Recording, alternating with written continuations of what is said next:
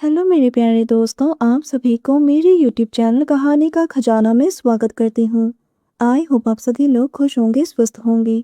चलिए दोस्तों, आज आप सबको मैं एक नई कहानी सुनाती हूँ। दोस्तों, मेरा नाम राजदीप है और ये कहानी 6 महीने पहले की है। हमारे घर के बगल में एक फैमिली रहती थी और उनके साथ हमारी अच्छी दोस्ती हो गई थी। भाभी मेरी ही उम्र की थी।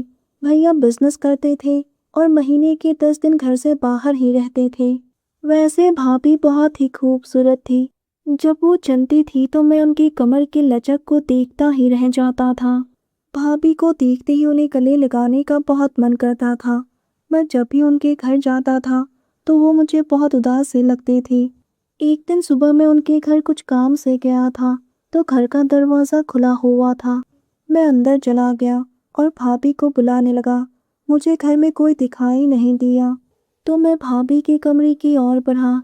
मैंने देखा कि बाथरूम का दरवाज़ा हल्का सा खुला हुआ था। मैंने जैसे ही अंदर झांक कर देखा तो भाभी नहाने में खोई हुई थी। दोस्तों, चैनल पर पहली बार आए हैं तो इस वीडियो को लाइक, शेयर और सब्सक्राइब करें और एक प्यारा सा कमेंट ज़रूर कर दें। ये देखकर ही मैं समझ गया था कि भाभी ने घर का दरवाज़ा जानबूझकर ही खुला छोड़ा था। उसके बाद मैं तुरंत अपने घर आ गया। अब मैं अच्छी तरह से जान गया था कि भाभी को क्या चाहिए।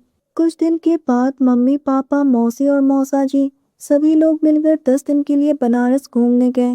जाने से पहले मेरी मम्मी ने भाभी को कहा कि 10 दिन के लिए मेरे बच्चे का ध्यान रखना। अब हर माँ को अपना बेटा बच्चा ही दिखता है, भले ही वो जवान क्यों ना हो जाए। भाभी ने भी मुस्कुराते हुए कहा, कोई बात नहीं आंटी जी, मैं आपके बच्चे का बहुत ही अच्छे से ध्यान रखूंगी। उस दिन मैंने भाभी के घर में ही खाना खाया और रात को उन्हीं के घर में ही सो गया। मैं सुबह के 9 बजे तक गहरी नींद में सोया हुआ था।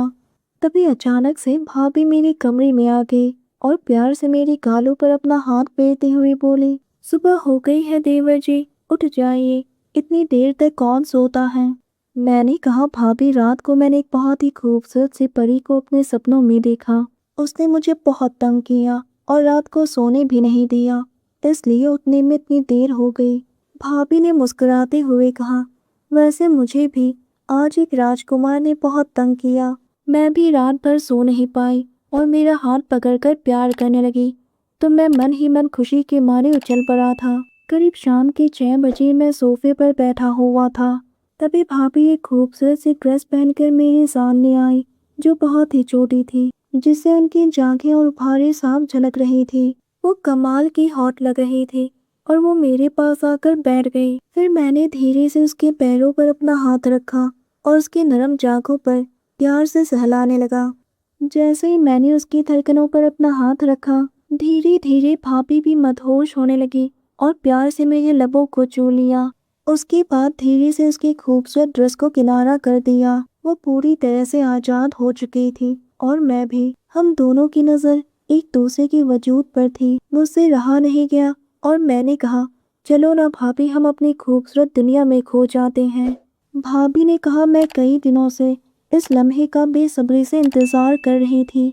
इतना कहते ही वो मुझसे लिपट गई। उनकी तन की गर्मी में मैं और भी जुनूनी हो गया था। उनकी धड़कनें मेरी छाती पर दब रही थी।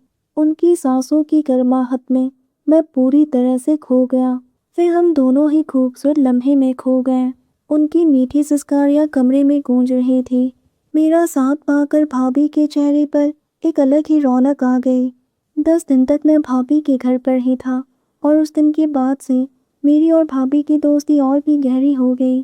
दोस्तों, आप सबने अपना कीमती समय निकालकर इस वीडियो को सुना, इसके लिए आप सभी को धन्यवाद करती हूँ। धन्यवाद दोस्तों।